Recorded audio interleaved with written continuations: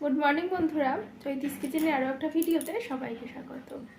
তো আজকে প্রায় অনেক দিন পরে রান্নার ভিডিও শ্যুট করছি। তো ভিডিওর কাজ তো শুরু করতেই হবে, আর কতদিন সেটা বন্ধ করে রাখবো। তো মন মেজাজ আমাদের সবারই আস্তে আস্তে ঠিক হচ্ছে। তো যাই হোক, আজকের ভিডিওটা শুরু করছি। কী কী রান্না করছি সেটা আপনাদের সাথে শেয়ার করব। তাহলে চলুন ভিডিওটার সাথে থাকুন, আশা করি আপনাদের খুব ভালো লাগবে। আর আজকে রান্না করব লাউ শাক। তো লাউ শাকটা কেটে নিয়েছি, আর এই ডাঁটাগুলো যেহেতু খুব মোটা সেই জন্য একটা সিটি দিয়ে সেদ্ধ করে নিয়েছি। আর সবজি কেটে নিয়েছি।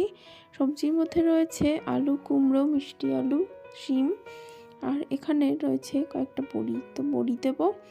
আর রান্নার জন্য গ্যাসে কড়াই বসিয়ে দিয়ে দিয়েছি সর্ষের তেল। সর্ষের তেলে বড়িগুলো এখন ভালো করে ভেজে নেব।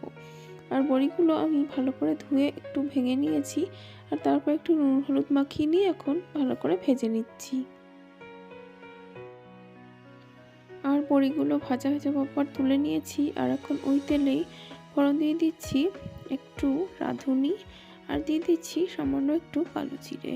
তো আমি রাঁধুনি আর কালো জিরেটাই ফোড়ন দিই লাউ শাক রান্নাতে।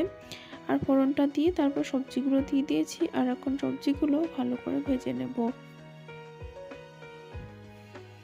আর এভাবে সবজি দিয়ে লাউ শাকের ঘন্ট খেতে কিন্তু বেশ ভালো লাগে। দিয়ে দিলাম অল্প একটু লবণ দিয়ে এখন সবজিগুলো ভালো করে ভেজে নেব। আর এর মধ্যে শিম আর বেগুনটা কিন্তু দিইনি, ওটা পরে দেব। তো এই যে সবজিটা কিন্তু হালকা ভাজা ভাজা হয়ে যাবার পর এখন শিমটা দিয়ে দিচ্ছি। শিমটা পরে দিচ্ছি, তার কারণ আগে দিলে কিন্তু শিমটা খুব তাড়াতাড়ি গলে যায়, মানে সেদ্ধ হয়ে যায় আর গলেও যায়। দিয়ে দিলাম বেগুন, আর দিয়ে দিয়েছি অল্প একটু হলুদ দিয়ে এবার সমস্ত সবজিগুলো আরও কিছুক্ষণ ভেজে নেব।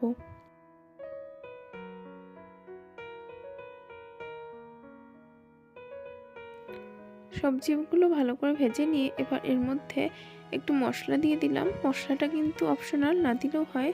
দিয়ে দিচ্ছি জিরে ধনের গুঁড়ো, আর অল্প একটু জল দিয়ে মশলাটা একটু কিছুক্ষণ কষিয়ে নেব। আর এই যে মশলাটা দিয়ে কষিয়ে নেবার পর দিয়ে দিয়েছি ডাঁটাগুলো, আর দিয়ে দিলাম কেটে রাখা শাকটা। তো শাকটা দিয়ে লবণ চিনি দিয়ে ভালো করে এখন মিশিয়ে দেবো।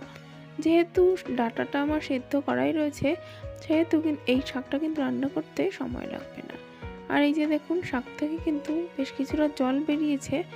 আর এবার কিন্তু সমস্ত শাকটা ভালো করে মজে এসেছে।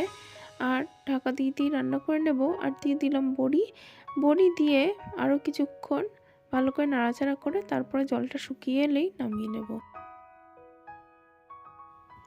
আর এই যে লাউ শাক কিন্তু একদমই রেডি হয়ে গেছে। আর আজকে সকাল সকাল বাজারে গিয়ে পেয়েছিলাম হচ্ছে ভেটকি মাছ। তো দুটো ছোট সাইজের ভেটকি মাছ কাটিয়ে নিয়ে এসেছি, আর আলু ফুলকপি দিয়ে এটা রান্না হবে। আর এই যে মাছে নুন হলুদ মাখিয়ে নিয়েছি, আর এখানে আদা, কাঁচা লঙ্কা, টমেটো পেস্ট করে নিয়েছি। আর এবারে রান্নার জন্য সর্ষের তেল গরম করে তাতে মাছগুলো এক এক করে ভেজে নেব। ভেটকি মাছের ভাতুড়ি খেতে আমরা কেই না ভালোবাসি, কিন্তু এই শীতের সময় আলু আর ফুলকপি দিয়ে এই পাতলা ঝোলটা খেতেও কিন্তু বেশ ভালো লাগে। তো এই যে মাছগুলো কিন্তু এক এক করে ভালো করে এখন ভেজে নেব।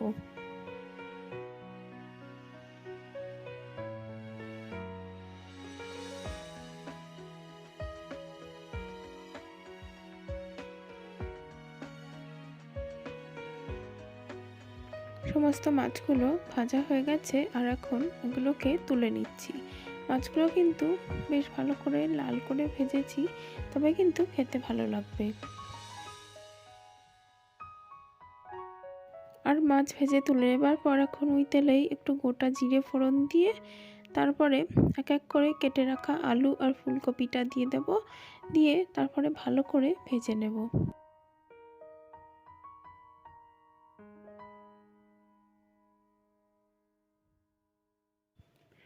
আলু আর ফুলকপিটা দিয়ে দেবার পর এখন অল্প একটু লবণ দিয়ে দিচ্ছি। লবণ দিলে কিন্তু তাড়াতাড়ি ভাজা হয়ে যাবে আর সেদ্ধ হয়ে যাবে। তো লবণটা দিয়ে এখন ভালো করে ভেজে নেব।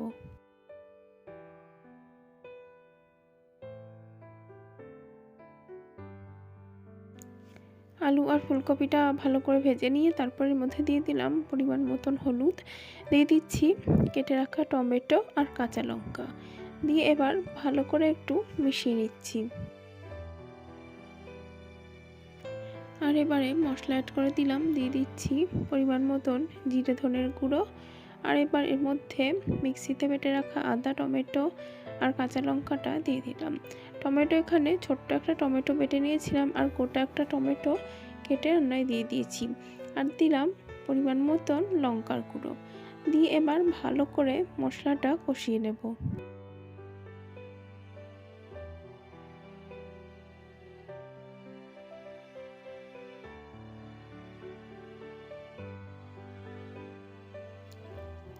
আর এই যে মশলাটা কিন্তু প্রায় কষানো হয়ে এসেছে। মশলা কিন্তু ভালো করে কষানো হলে তবেই কিন্তু রান্নার স্বাদটা ভালো আসে।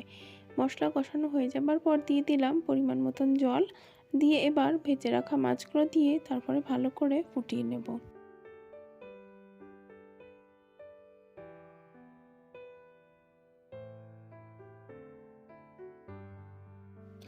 আলু আর ফুলকপি দিয়ে ভেটকি মাছের ঝোলটা কিন্তু আমার একদম হয়ে গেছে। আর এখন এর মধ্যে দিয়ে দিচ্ছি একটু গরম মশলার গুঁড়ো। ব্যাস, তাহলে কিন্তু রেডি ভেটকি মাছের ঝোল আলু ফুলকপি দিয়ে। শীতের দিনে দুপুরবেলা গরম ভাতের সাথে কিন্তু এই মাছের ঝোলটা খুবই ভালো লাগে খেতে। আর বন্ধুরা, আজকে ভিডিওটা এখানেই শেষ করব। ভিডিওটা কেমন লাগলো সেটা অবশ্যই জানাবেন। ভিডিও ভালো লেগে থাকলে অবশ্যই ভিডিওতে লাইক দেবেন, কমেন্ট করবেন। আর যারা যারা এখনও আমার চ্যানেলটি সাবস্ক্রাইব করেননি অবশ্যই সাবস্ক্রাইব করে পাশে থাকবেন। অনেক অনেক ধন্যবাদ বন্ধুরা।